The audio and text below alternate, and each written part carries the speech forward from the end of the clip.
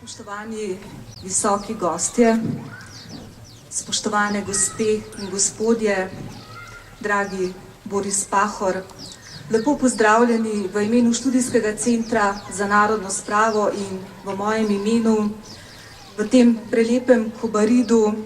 Zahvaljujem se občini Kobarid za prijazno sodelovanje pri pripravi že 5. slovesnosti ob dnevu spomina na vse žrtve totalitarnih in avtoritarnih režimov. Obenem se zahvaljujem za sodelovanje tudi Društvu slovenskih izobražencev iz Trsta in krožku Anton Gregorčič iz Gorice in tudi vsem vam, ki boste danes pripomogli k temu lepemu spominskemu dogodku. V letošnjem letu je dan spomina dobil še neko novo kvaliteto. Dopoldne smo imeli v Kobaridu mednarodni znanstveni simpozij na temo fašizma in protifašizma.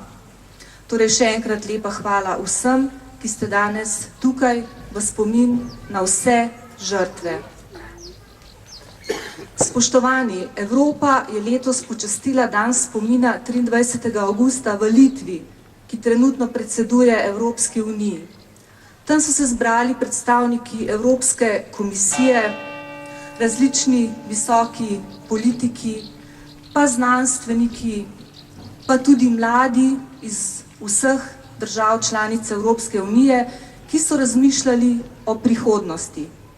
Saj za to gre. Gre za našo prihodnost. Govorimo o preteklosti in si želimo, da bi se iz njenih napak kaj naučili. Pomembno je, da se predvsem mladi zavedajo, da demokracija ni dana enkrat za vselej, ampak si je potrebno vedno znova za njo prizadevati.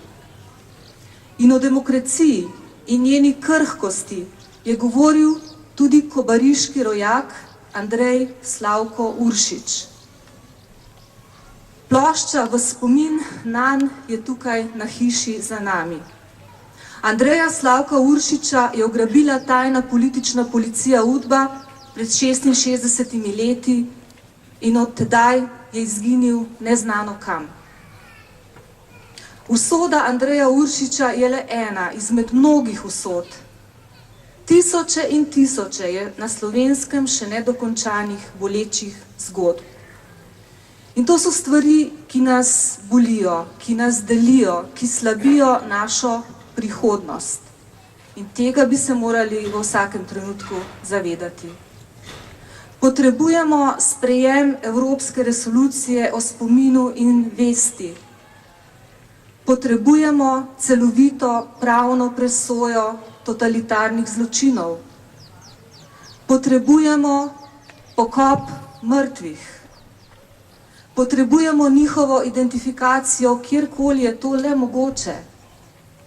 Potrebujemo ureditev Hude jame in drugih morišč in grobišč, njihovo razglasitev za kulturne spomenike nacionalnega pomena. Potrebujemo odprte arhive, potrebujemo raziskave, temeljne, primerjalne, zgodovinopisne in druge raziskave. In nenazadnje potrebujemo resnično sočutje, strpnost in spoštovanje človekovega dostojanstva, prav vsakega.